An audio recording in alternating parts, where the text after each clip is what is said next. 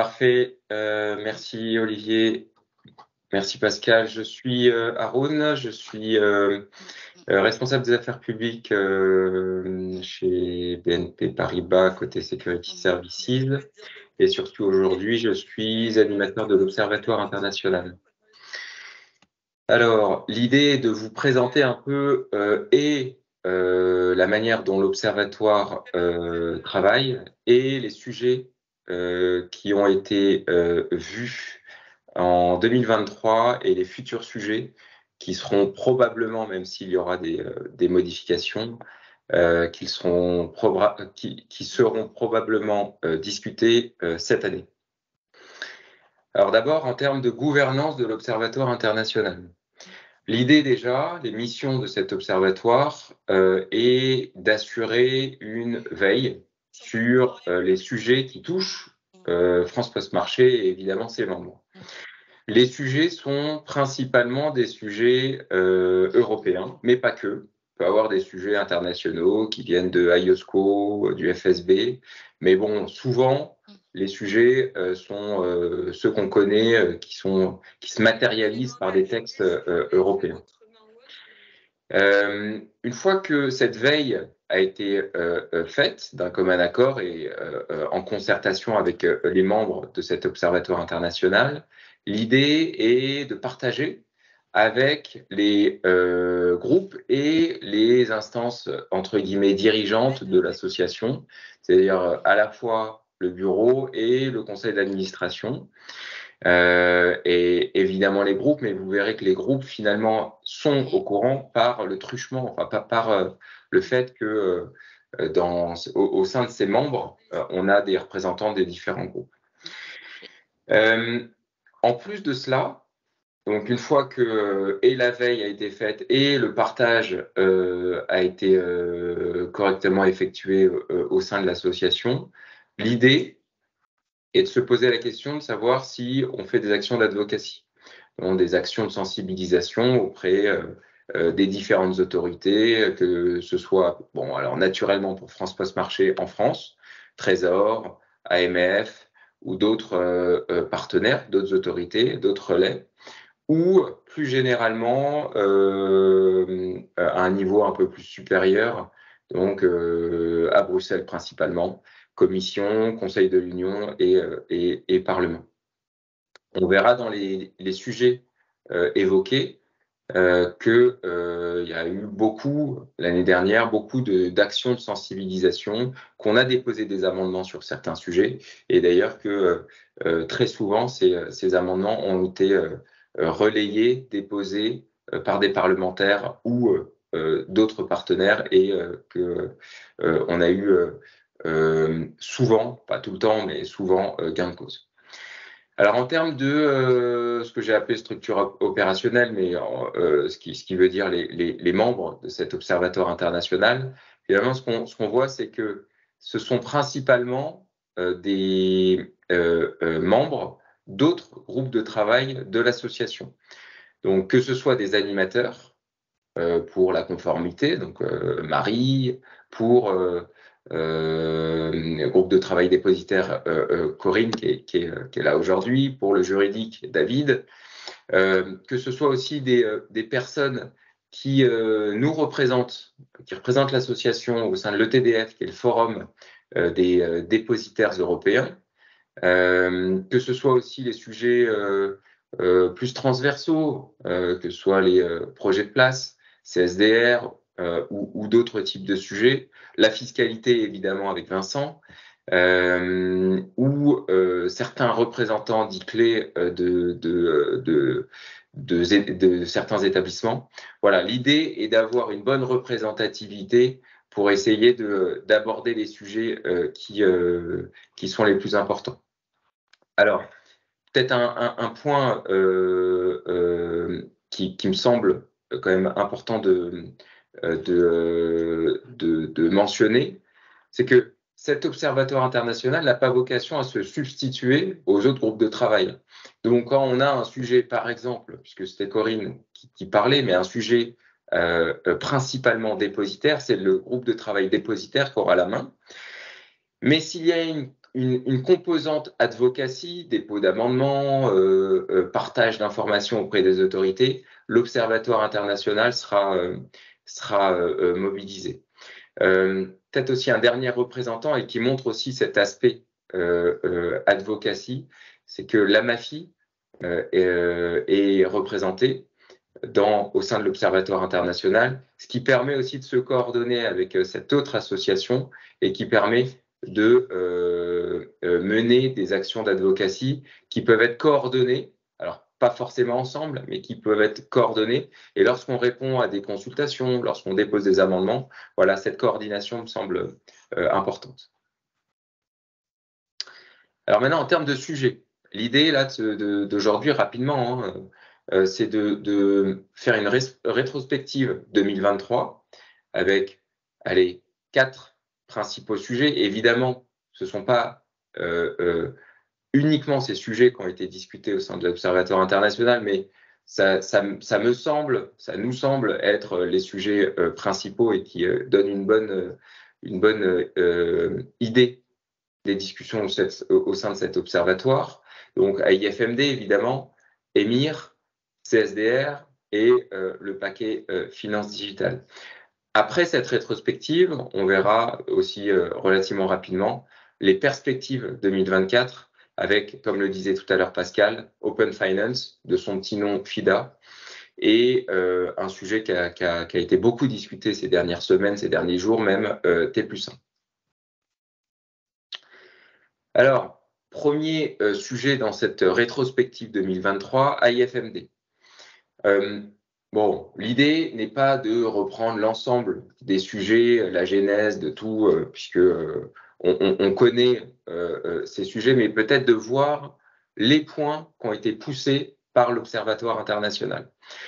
Alors peut-être, avant de parler du point, il faut comprendre où on en est en termes de calendrier sur la revue d'AIFMD UCITS, bon, principalement AIFMD, et de son petit nom AIFMD2. Donc, proposition législative en 2021 par la Commission européenne, beaucoup de discussions en 2022 et un accord final en trilogue toute fin 2023, il y a quelques semaines.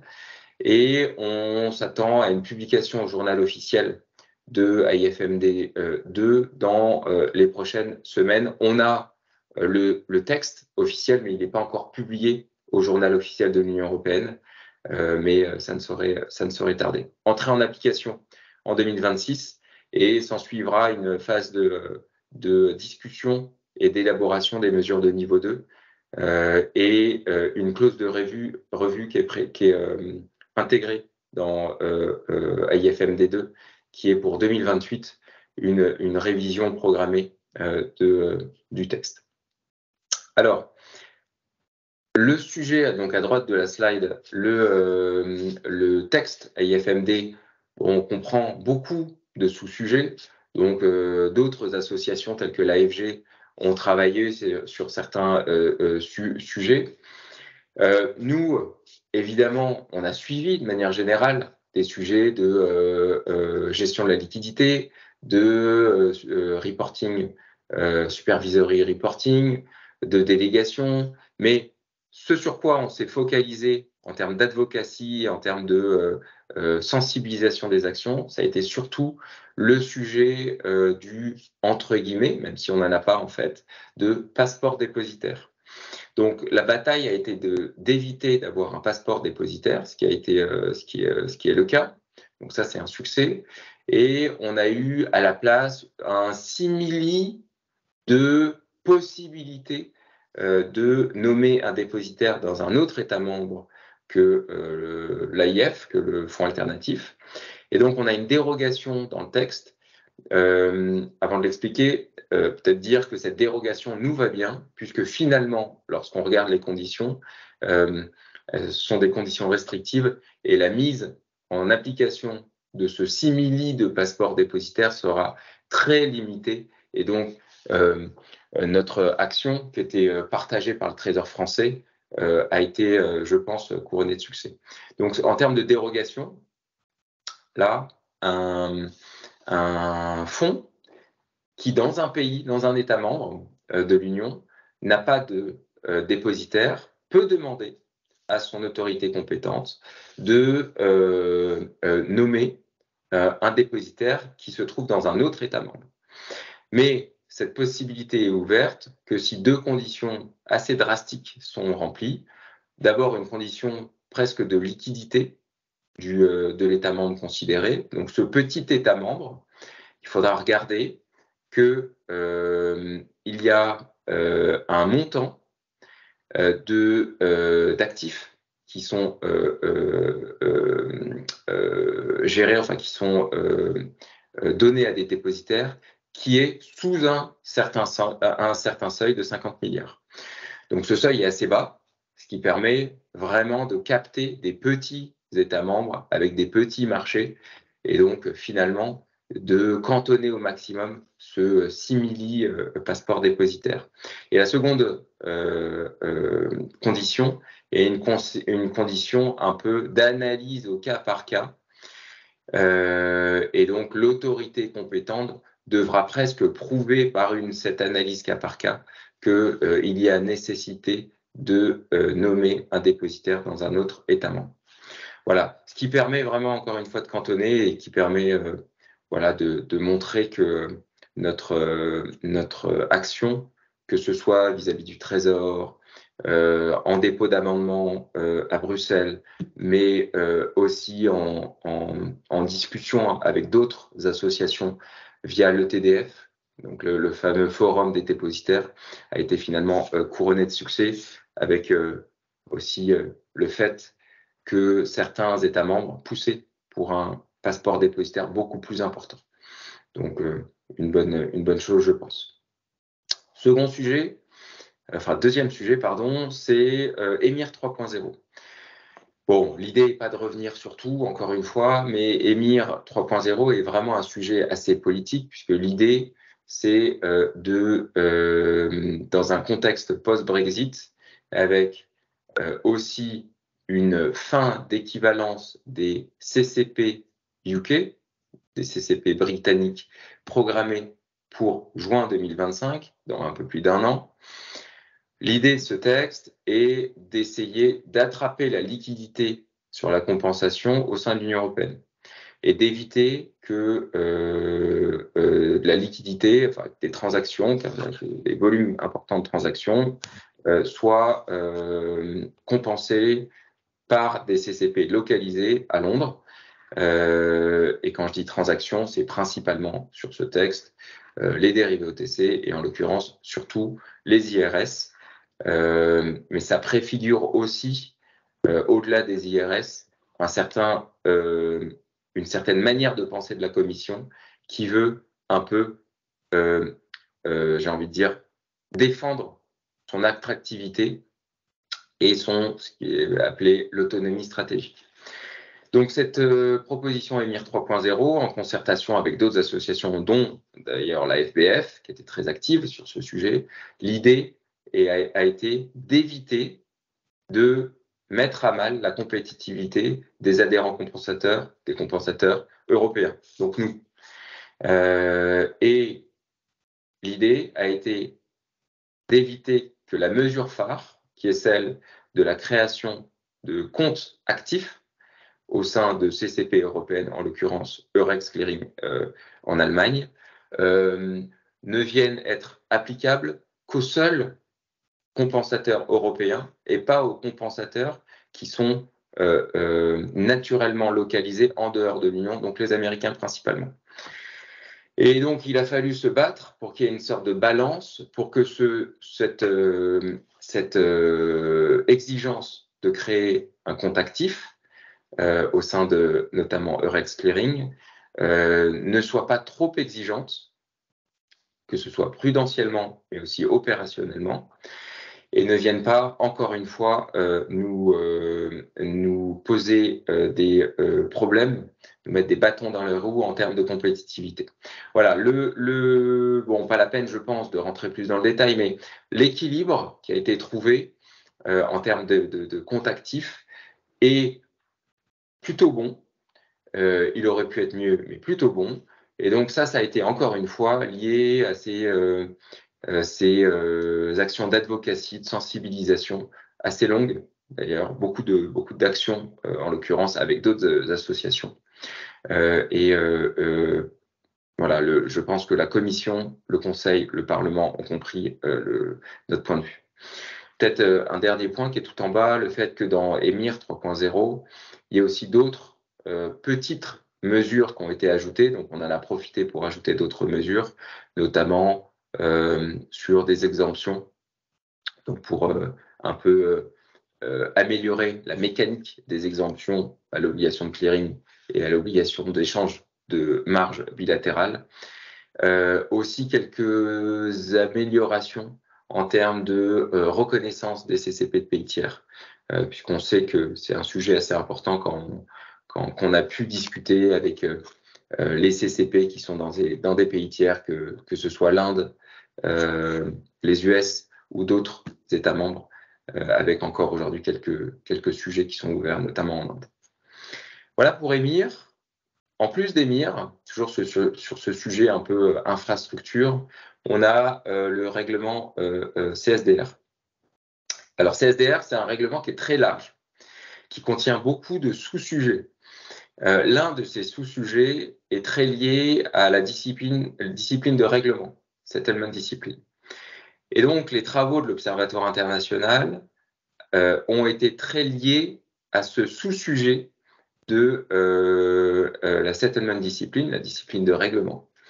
Alors peut-être en termes de calendrier, je pense que c'est assez intéressant, puisque depuis 2020, il y a des actions d'advocacy sur ce sujet de la discipline de règlement, avec d'abord en 2020 un calendrier à cause de la crise Covid qui a été décalé d'entrée en application de ces sujets de discipline de règlement, donc qui sont liés au mandatory buy-in, qui sont liés aux pénalités notamment. Et donc ensuite en 2021, on a eu sur ces mandatory buy-in, donc ces rachats obligatoires, un accord également pour modifier le calendrier qui a été cranté dans le texte CSDR REFIT.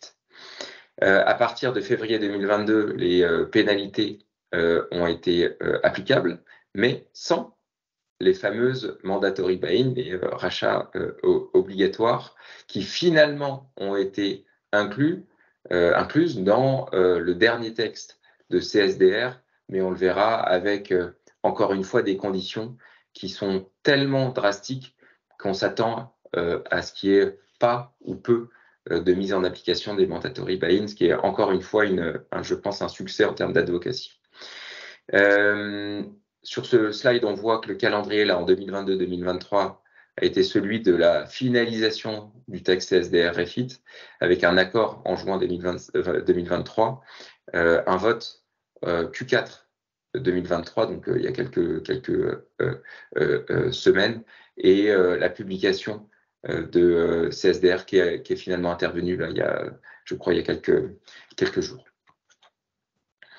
Alors sur CSDR, sur le fond, cette fois, je le disais, CSDR, c'est presque un texte à trous avec plein de sous-sujets, donc avec ces fameuses mandatory buy-in. Et je le disais, sur la partie mandatory buy-in, finalement, on a à la fois des exemptions, donc qui ne s'appliquent pas aux SFT, Securities Financing Transactions, qui ne s'appliquent pas à certaines transactions comme les transactions liées au collatéral.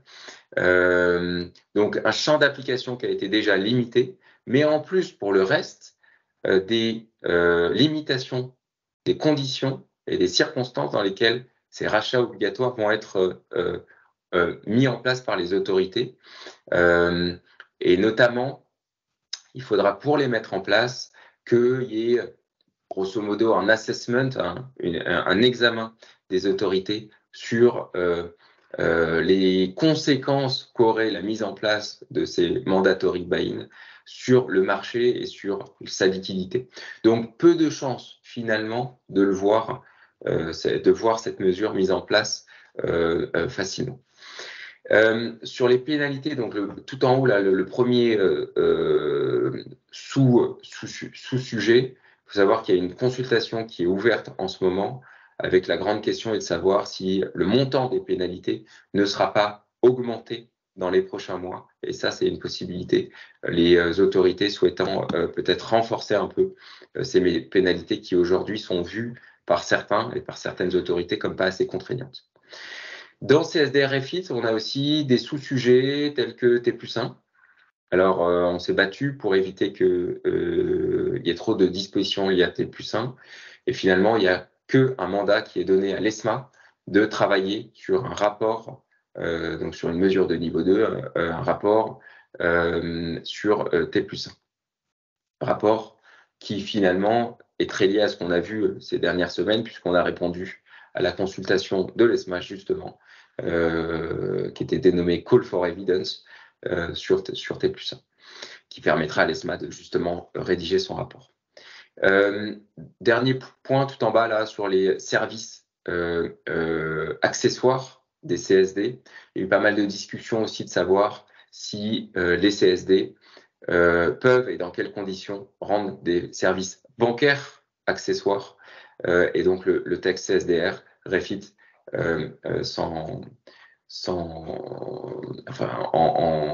en discute, donne quelques détails sur ce sujet qui a été un peu, qui a cristallisé quelques discussions. Dernier point sur la rétrospective, c'est le fameux paquet finance digitale. Alors, 3 textes principaux de ce paquet finance digitale, MiCA sur ce qui n'est pas instrument financier, sur ce qu'on appelle les utility tokens. Deuxième texte, le régime pilote, cette fois sur les security tokens, donc les instruments financiers. Et le troisième texte sur l'efficience opérationnelle et la résilience opérationnelle IT, qui s'appelle DORA.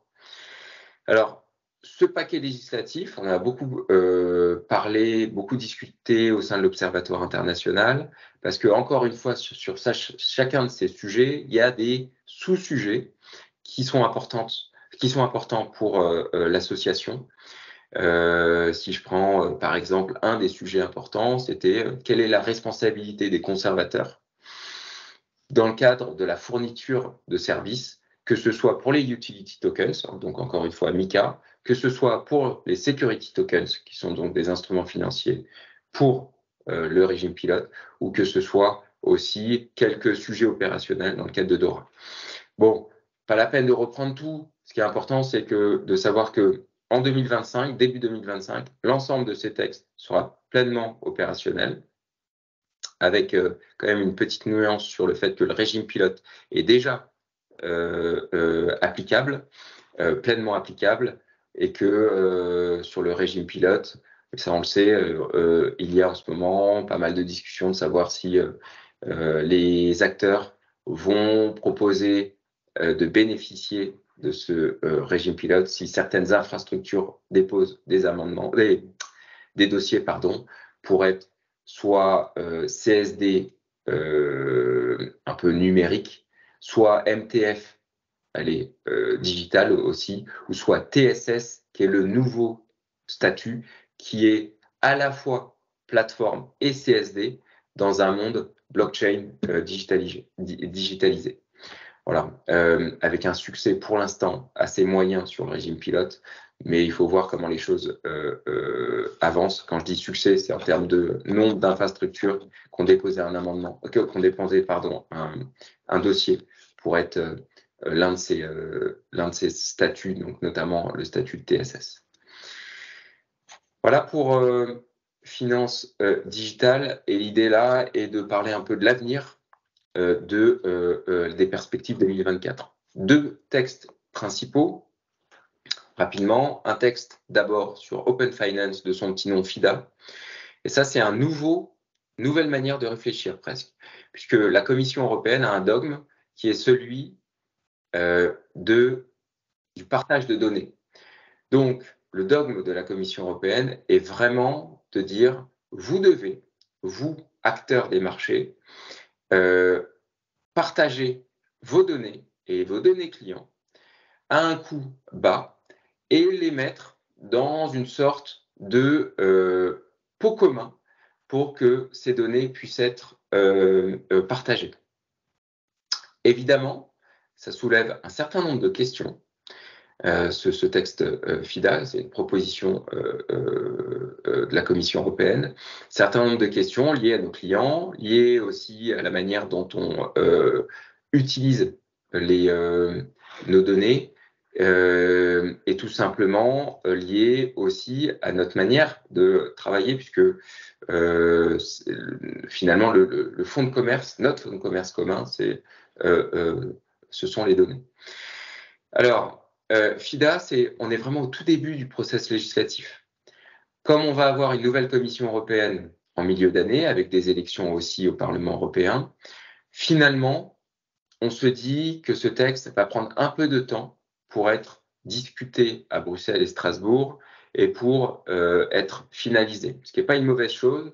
Et donc, ça nous donnera le temps d'essayer de pousser certains points et notamment d'essayer de faire sortir du champ d'application de ce texte le maximum de personnes, et notamment on essaie de faire sortir de ce texte, donc du champ d'application, les personnes morales, donc nous, pour cantonner ce texte au seul retail, un peu comme un autre texte qui lui ressemble. Voilà, bon, pas la peine de rentrer plus dans le détail, mais je pense qu'il est juste important d'avoir le fait que la Commission européenne, ce sujet data est vraiment devenu une priorité, et il est à peu près certain que dans le cas de la nouvelle Commission européenne, ça sera tout en haut de la pile de priorité de la nouvelle Commission européenne. Dernier point, T+1. Donc je le disais tout à l'heure, on a eu un Call for Evidence ESMA, auquel l'association a répondu, donc notamment avec le GLF, avec Gaël David, qui a coordonné le point et l'Observatoire international. Ce Call for Evidence ESMA a pour but de alimenter l'ESMA pour fournir un rapport et en gros pour que la nouvelle commission puisse mettre le sujet en haut de sa pile ou non, mais certainement en haut de sa pile pour son nouveau programme qui sera proposé en milieu d'année 2024. Alors ça, c'est pour l'Europe. Sauf que finalement, ce sujet, c'est un sujet mondial. Quand on regarde ce slide, on voit qu'aux US et au Canada, on a un projet qui est déjà bien lancé et qui aboutira à un move T+1 en mai 2024 qui est programmé et qui est bien sur les rails. L'Inde a déjà fait sa mue, puisqu'elle est déjà à T+1. Bon, Inde, qui a un marché un peu moins international que les US. Et par ailleurs, on a aussi beaucoup de discussions en Grande-Bretagne avec une task force qui s'est créée pour savoir si la Grande-Bretagne suit un peu le pas et passe à T+1. Donc, pas mal de discussions Grande-Bretagne, Europe, pour savoir si on suit un peu le mouvement, avec en tête le fait que finalement, c'est un peu la teneur de notre réponse. Quand on regarde le coût et le bénéfice d'un passage à T+1, bon, globalement, le coût paraît extrêmement important pour un bénéfice qui est très relatif. Bénéfice tant pour les retail qui, très honnêtement, ne se rendent pas bien compte qu'on est aujourd'hui à T+2, et pour le marché de gros, qui est très relatif par rapport au coût. Donc finalement, le move T+1 en Europe et même en Grande-Bretagne est vu par pas mal d'acteurs comme un projet qui n'est pas forcément créateur de valeur et de business. Bon, dernier slide là qui vous donne un peu ce point et ce calendrier.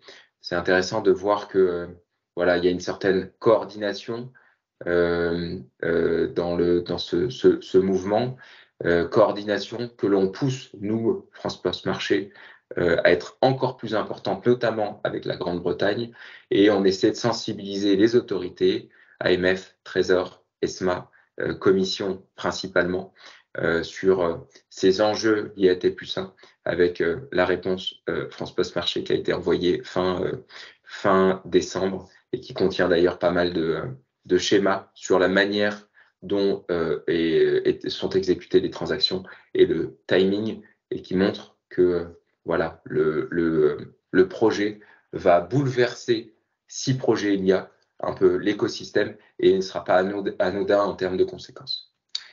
Voilà pour la perspective 2024, et je pense que j'en ai fini. Merci à tous.